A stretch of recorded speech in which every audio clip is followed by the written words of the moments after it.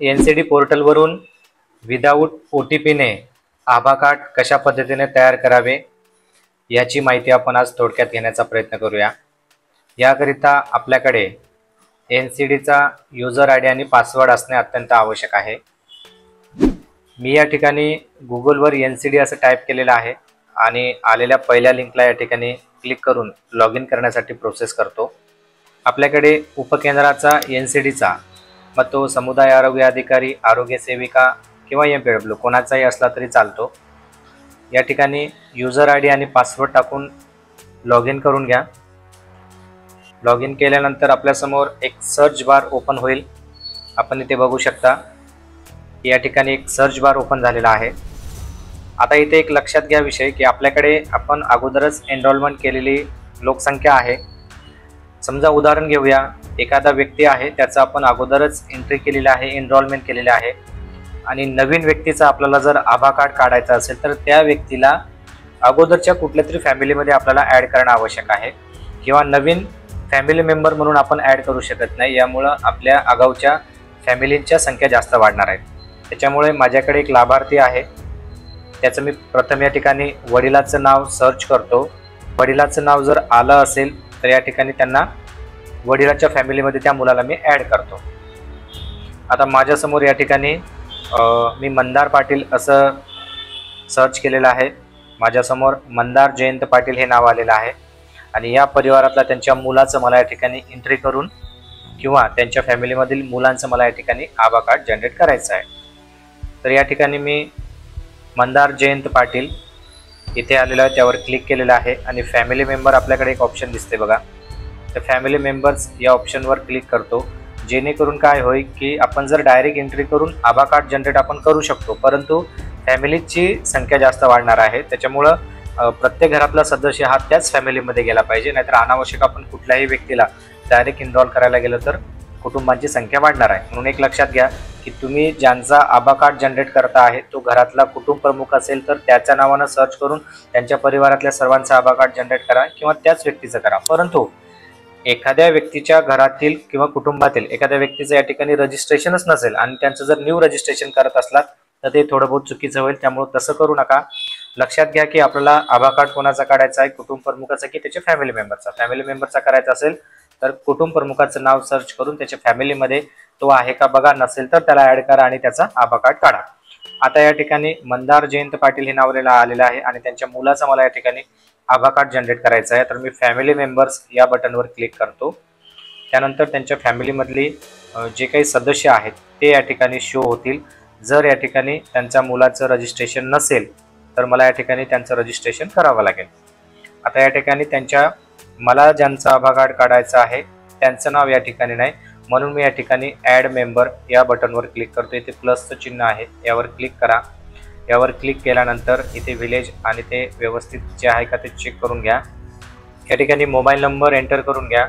Mobile number enter केल्यानंतर या ठिकाणी सदरच्या लाभार्थ्याचं गाव सिलेक्ट करा। मी या ठिकाणी गाव सिलेक्ट केलेलं आहे आणि एनरोल मॅन्युअली या बटनवर क्लिक केलेलं आहे। एनरोल मॅन्युअली या बटनवर क्लिक केल्यानंतर इथे आपण ज्यांचं या ठिकाणी आभा कार्ड जनरेट करतोय त्यांचं रजिस्ट्रेशन करण्यासाठी त्यांचं या ठिकाणी प्रथम नाव टाकूया आपण,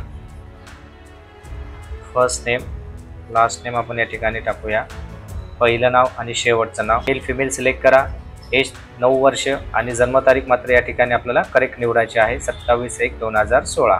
PVTGला नॉन PVTG हे ऑप्शन सिलेक्ट करा आणि या ठिकाणी तुम्हाला शेवटीला सबमिट ऑप्शन दिसते आहे, सबमिटवर क्लिक करा।